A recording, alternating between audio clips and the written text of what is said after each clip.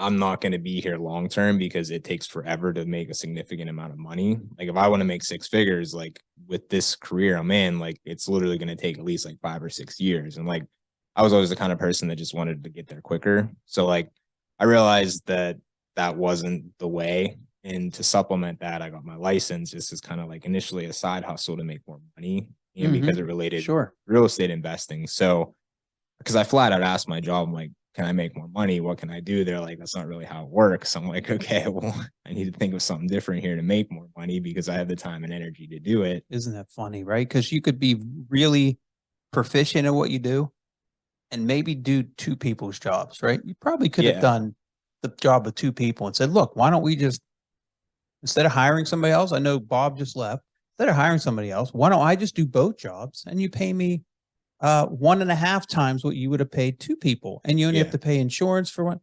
No, that's not the corporate It doesn't world. make sense. It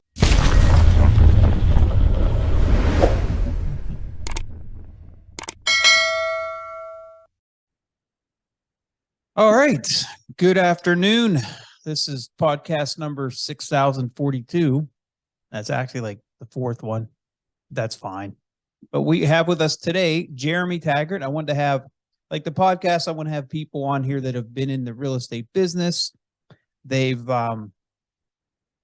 invested in property. To give you Jeremy's background, he was born in 93, so he's almost 30. Graduated high school 2012. Were you like straight A student or? Yeah, I was. Were you? Pretty smart academic wise. Sports, anything like that? Or yeah, I did track, football. Okay. Did basketball.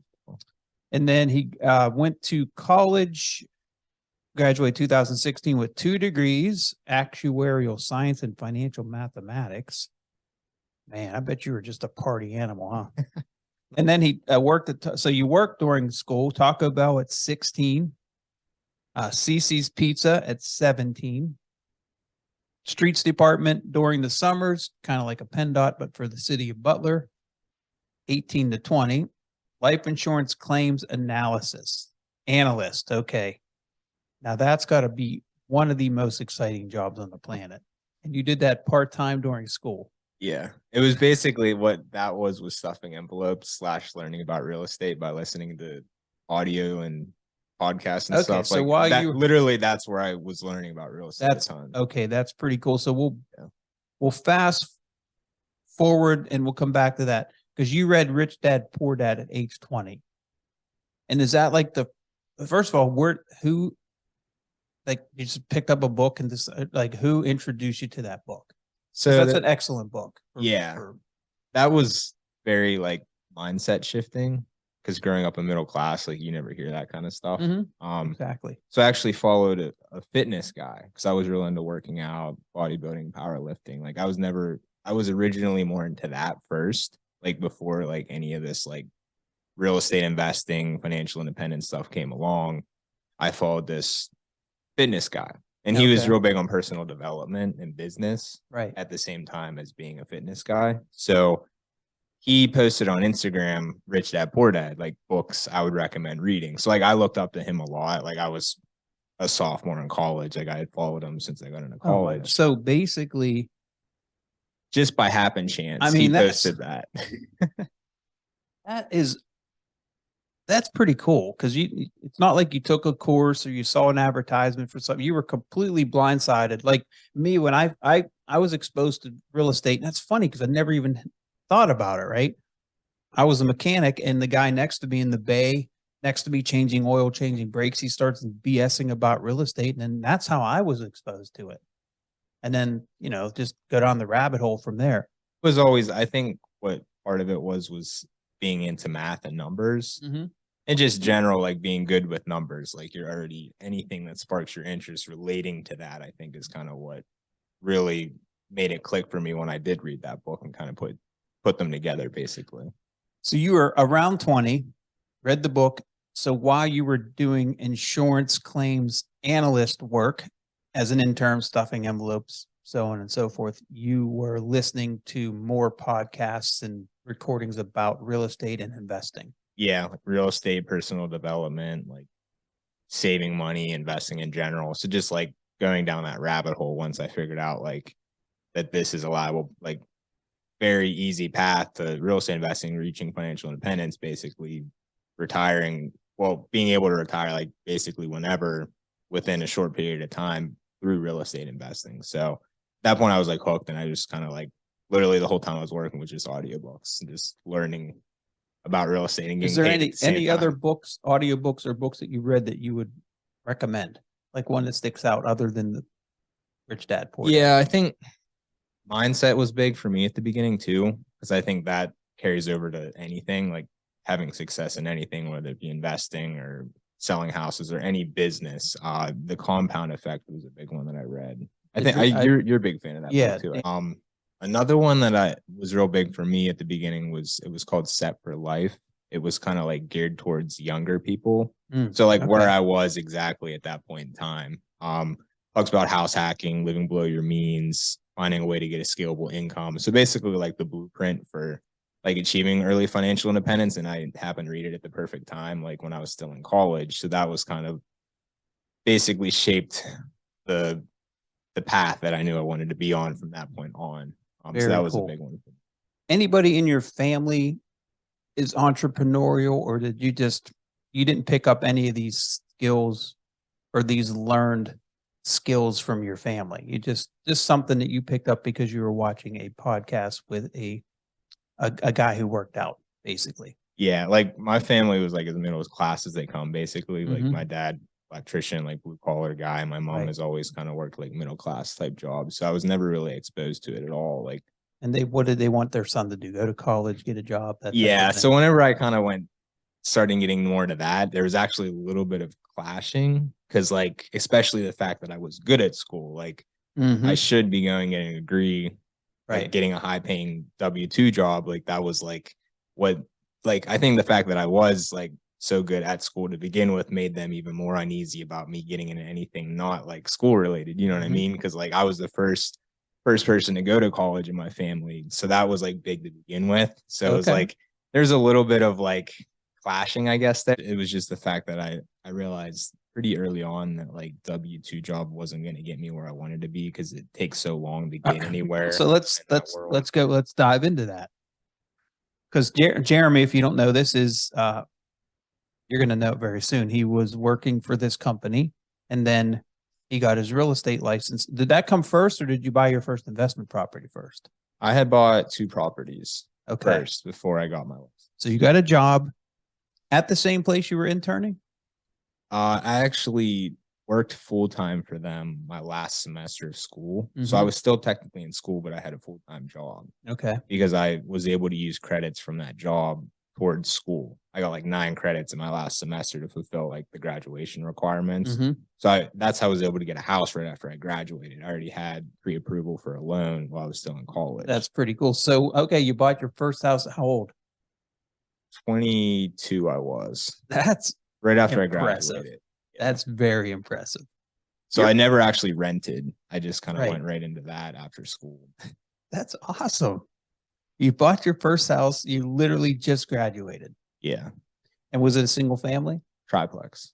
And where was, is that one Ambridge? Yep, Ambridge. I moved into one, rented the other 2 out, FHA loan. I only needed like $6,000. So I was able to save that up from working through school, basically. Gotcha. Okay. So fast forward 2 years. When did you get your license? I think that was a couple years after I had graduated. I was just kind of doing the W-2 thing, and the job that I was doing, you actually take tests to get qualified for the next kind of like certification. So I had taken 3 of those tests. I was just kind of studying for those tests, taking them while doing the real estate thing, house hacking, continuing to learn about real estate investing and just kind of business and entrepreneurship. And then at that point, I'm like, okay, like I'm not going to be here long term because it takes forever to make a significant amount of money. Like if I want to make 6 figures, like with this career I'm in, like it's literally going to take at least like 5 or 6 years. And like I was always the kind of person that just wanted to get there quicker. So like I realized that that wasn't the way. And to supplement that, I got my license just as kind of like initially a side hustle to make more money, and because it related real estate investing. So because I flat out asked my job, I'm like, can I make more money? What can I do? They're like, that's not really how it works. I'm like, okay, well, I need to think of something different here to make more money. money because I have the time and energy to do it. Isn't that funny, right? Because you could be really proficient in what you do and maybe do two people's jobs, right? You probably could have Yeah. done the job of two people and said, look, why don't we just, instead of hiring somebody else, I know Bob just left, instead of hiring somebody else, why don't I just do both jobs and you pay me 1.5 times what you would have paid two people, and you only have Yeah. to pay insurance for one. No, that's not the It corporate doesn't world. make sense. It Like, does someone like yourself who's driven, it's just not, you can't just keep you caged, you know? yeah. So what happened was you started doing quite well in investing and as a salesperson, right? And how did that go down with your boss? Well, If you don't mind talking about the it. first boss loved it. She was super into the fact that I was investing. Like, Yeah. she was like Because my you were big, getting your job done. yeah. And that was my argument is like, what? I'm getting my job done. And she was cool. Like, she had been a boss for a while. Mhm. Like, she didn't care. Like, she was perfectly fine with it. And she would always ask me about investing, like what I had going on. Like, not a care in the world. Like, she was like my biggest fan with it. So like that was good. But then she retired and a new boss came. So everything kind of changed at that point. Me and I mean that boss, we had a good relationship. Like, we were cool as well. I don't think she cared. But then like obviously as an agent, you're kind of doing stuff during the day. Like, you can't completely separate it if you want to do it at a high level. So a lot of it was like I was doing stuff on the job, even though I was still getting my work done. And this is pre-COVID, so you had to be in the office, so you couldn't hide it. No, everybody 100%. knew. Everybody in the office knew. Like, a lot of them thought it was cool, but there was just this one lady, the director. She hated it. The owner of the company thought it was cool. So it was like everybody was cool with it because I was getting my job done. But then this one director, I think it just drove her nuts. And I think she was the reason, like, they would monitor my computer, like what I was always on the MLS and stuff at the same time. And then just see that I was stepping out for phone calls and stuff. But like, I still at the end of the day, I'm like, I'm still getting my job done. And I had asked you people, like, probably the best thing that could have happened to you. Right? Yeah. And I remember, like you said at the time, I'm like, so they fired me after they gave me like a 6 months warning. So they kind of like, I kind of stopped doing a little bit more at that point, but then I just kind of got back into it. And eventually they're like, yeah, and they have to have a reason to fire you in the W-2 world. Like, they can't just fire somebody for no reason because it's like a legal thing. So the reason was that your internet usage was too high. So that was literally the reason. They couldn't even fire me for a reason that was anything job related. So that was the reason. You were getting your job done. Yeah. And like, actually the boss cried whenever they made her fire me. Even though she didn't want to fire me. She was bawling her eyes out when she had to fire me because like, that's not, I'm not good at that either. So they made her do it. Especially if you like somebody and you have to fire them. Yeah. Someone who's getting their job done, proficient, and you have to fire them because some of it was probably jealousy. Some of it was probably maybe you're setting an example, so other people are going to think that they can do what you do, but yeah, I think that was a big thing. They might not be able to do what you do. They might want to sell something part-time, but then they're letting their job duties lack, or you were able to separate the two and get your work done. Yeah. And I had already got my third property at that point. So I was good. Like, I was house hacking. I didn't have a housing payment. And I had cash flow from the other two because back then, like, you actually could get a lot of cash flow with rentals. Yeah. So that's funny how that changed in a short time, right? Oh yeah. That was like not that long ago. No. So yeah, that I was good. Like, I was already thinking about leaving anyhow because I was making pretty good money on the sales side, like just as much as I was at that job. But still having the middle class mindset in the back of my head, it was hard for me to actually pull the trigger. But then that happened, and it was just off to the races. Well, the thing people don't know about you is this guy's pretty cheap. Coming from you, I guess he's pretty frugal, and you live below your means. You weren't driving a fancy car. You could have afforded one. You weren't living in an audacious house. You were living in a 3-unit that, well, you were probably living there for free or even possibly cash flowing with the other 2 rents. So your living costs were zero. Yeah. Virtually. Like, if you look at what it cost me to live, it was literally less than $2,000 a month. Like, I didn't have a housing payment. My car at that point, I think I may have had a loan on it when I had to get a new one because the other one there was virtually like $200. There was no risk. Yeah, there was nothing. I had nobody to support. You could have got a job how quickly, if real estate failed 3 weeks, a month, you would have had another job, Yeah. possibly even a better job. Because that's typically what happens. You get fired and Job hopping. something yeah. else better comes along and you're making more money. So yeah, there was no risk, but I always suggest to anybody starting out in any sort of venture, there's two ways of looking at it. You can do, you're like at war, and you pull up to the island and you burn the boats. Everybody's heard that. You burn up, there's no turning back. I don't like that approach, but it works. But it's very stressful. It can be very, if you have a family and you have a lot of bills, and it can get ugly if you don't succeed first. Because a lot of ventures, entrepreneurs starting new businesses, some of the richest people on the planet have failed massively, and then they've tried and tried and they've ultimately won, right? And succeeded. So I always suggest that you have a safety net and you did that. You worked your job, you worked investing, you worked real estate to a point where, and you didn't go out and spend a lot of money and buy nice things and go on grandiose vacations. Which is easy to do. And easy to do when you have a real job and you're in your 20s and a lot of people are trying to impress everyone. Yep. But so it took a little bit of discipline to kind of. And what did you learn from your past job or jobs? I mean, even at Taco Bell and CC's Pizza, and then finally your last corporate job. What did you learn from those jobs that prepared you, if anything, for what you're doing now and investing in entrepreneurship? Taco Bell, I was like making the personal pizzas there. It was a Taco Bell / Pizza Hut. So that made me realize like I don't want to like do anything like this long term.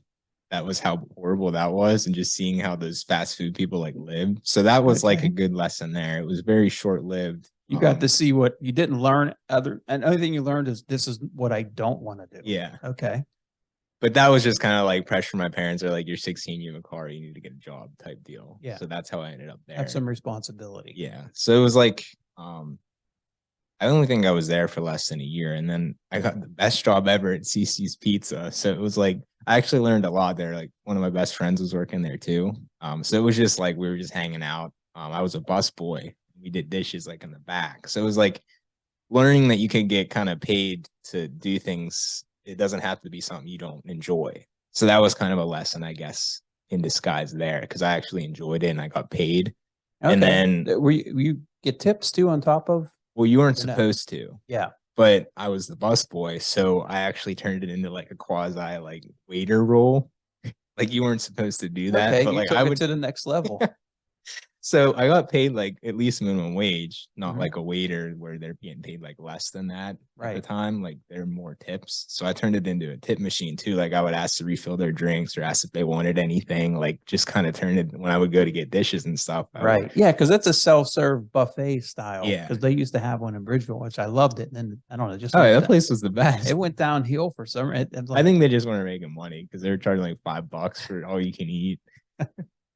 In Western PA, people like to freaking eat. So you were an entrepreneur, so to speak, at 17 when you worked at CC's. Yeah, and I always had done like I would buy cards on eBay for like investing as well, like baseball cards that I thought like maybe rookies that I thought were gonna be big in the future. Okay. So always like little stuff like that was like numbers related. And then the CC's thing, that was where I realized you can kind of like if you go above and beyond and you're good at I guess sales, right? Or just like you can turn things and create money basically like out of thin air, even though it's not protocol, I guess. Yeah, you added value to the folks you're waiting on, and you were rewarded for it.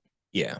Okay. And it was a terribly sad day when they said that CC's was closing down as well. So that was a bummer because I was working with my best friend at the time and then getting paid and getting tips on top. So it was like the best job ever, but that closed down. And then the streets department job, that really made me realize I didn't want to do anything manual labor wise. Like I got mad respect for those guys that do that like for a career. Like that's hard freaking work. Like it was like waking up. We started at 7 doing like stuff out in the summer, like with your hands, and like I'm not very suited for that kind of stuff to begin with, so it was like a lot for me, but like it kind of made me definitely respect any sort of like blue collar job like that, like how hard they work. I think that's important because you have you do projects and rehab apartments, and you've done some flips, and you get to appreciate the people that work for you. You don't have to, you don't have to take advantage, of them. You don't have to treat them disrespectfully or less important than you, because what they do is hard. Oh yeah, and I think that Yeah. keeps you grounded. Like you'll see some people, like especially in like real estate, like get an big ego, and they just start treating people like crap. And like, Yeah. I think that something like that keeps you grounded, like makes you make sure to treat people with respect and like appreciate everybody and what they do. You know, I always look at Zillow, right? Their iBuy program. yeah, Where they were buying houses. Zillow was buying houses. Failed, hedge funds failed miserably. If you've ever heard of Carvana, they buy cars, right? They're online car buying. They've lost billions. Yeah, they still not negative. making a profit, and that stupid money, just people. I think even really wealthy, smart people, I think they get greedy, and they're sold a bill of goods, and they invest in those companies, and I don't know, they're not making money. But you and I, we have seen the market change. Gosh, I've seen it change because I've been doing this basically since you were born. Yeah. And you're just, as far as this point in your career, you're head and shoulders way ahead of me, as far as what you've learned and what you've accomplished. And where do you see yourself in 5, 10, 15 years? What goals and what aspirations have you set for yourself? I don't really have any concrete goals, I guess. Like you didn't write down, I want to own 200 units. I want to be worth 200 million by this date. I want to own 3 homes, one in Hawaii, but not detailed like that.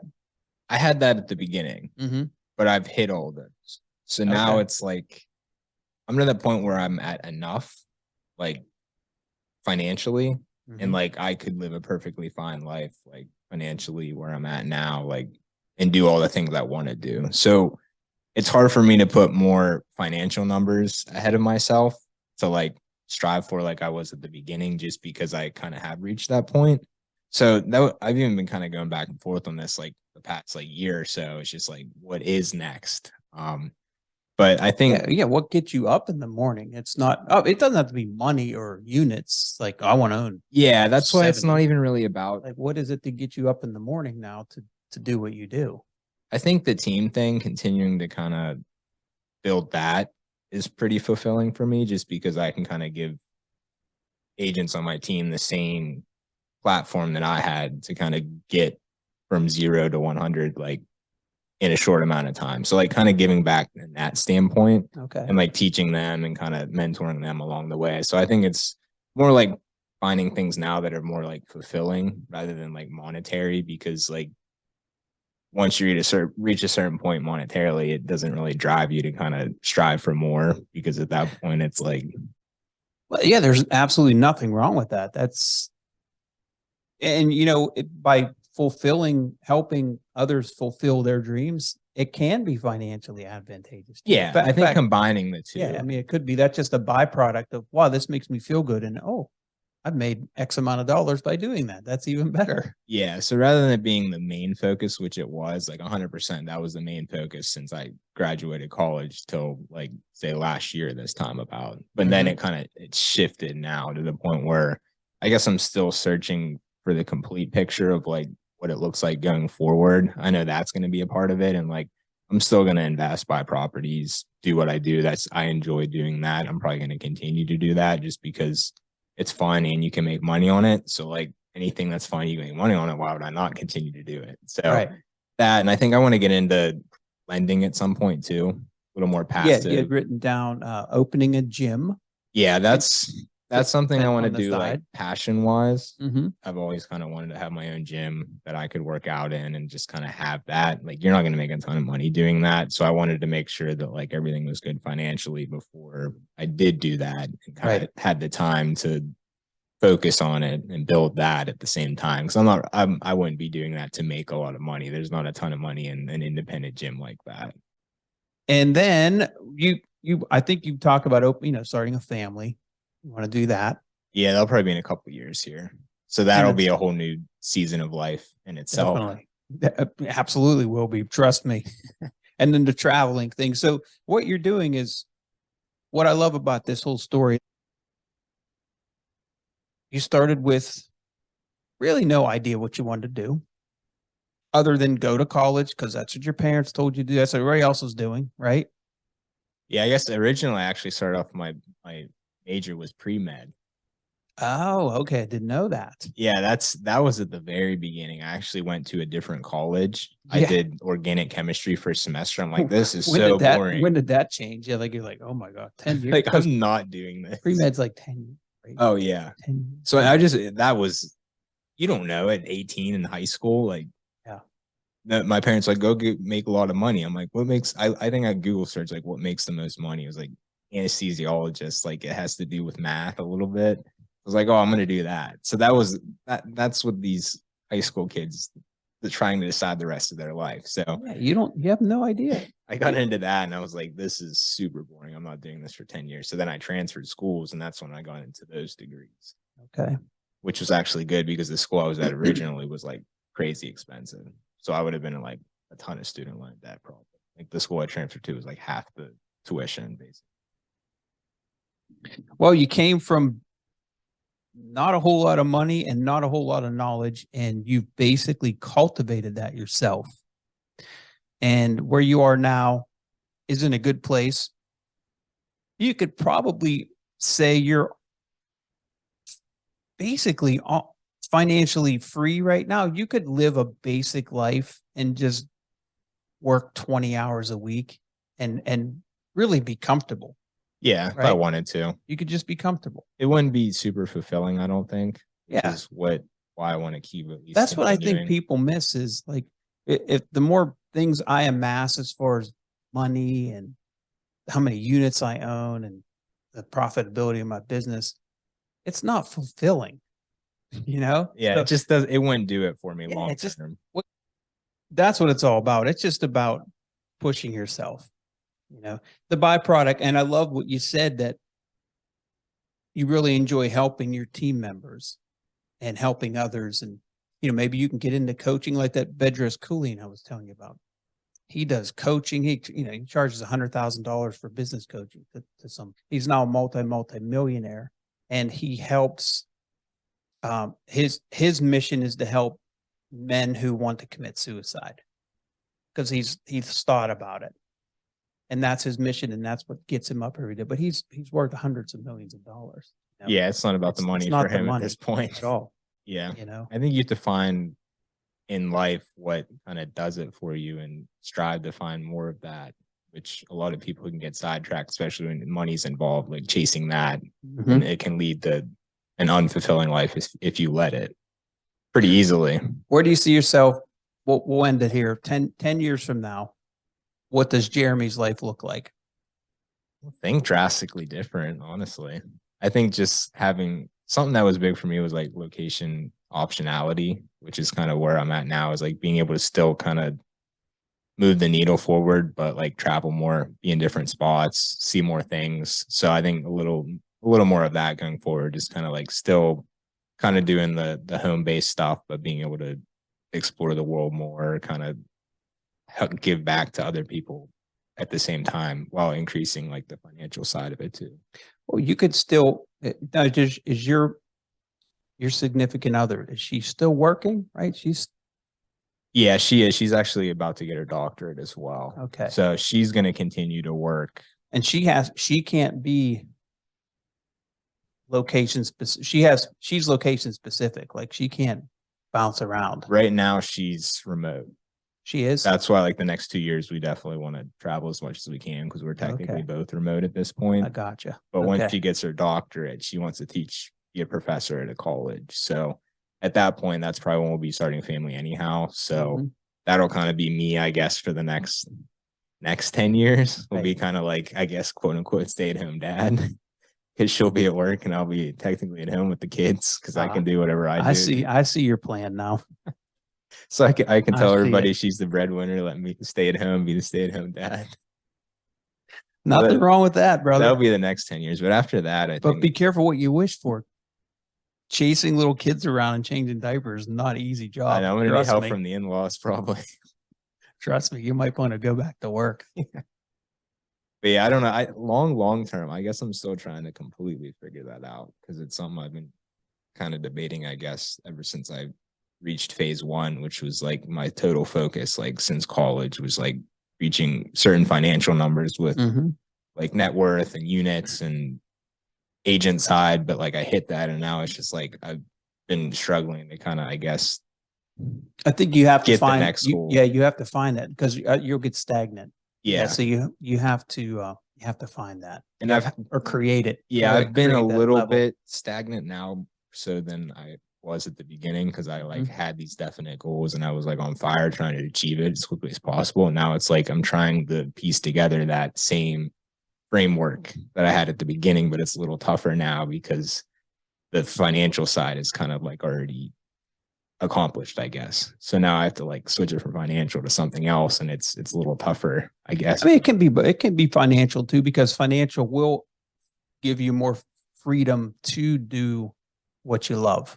You know? Yeah. Yeah. I think combining the two. Yeah. Yeah. Combination of both, I think is a better route than just making it money based, or because there's less fulfillment in that.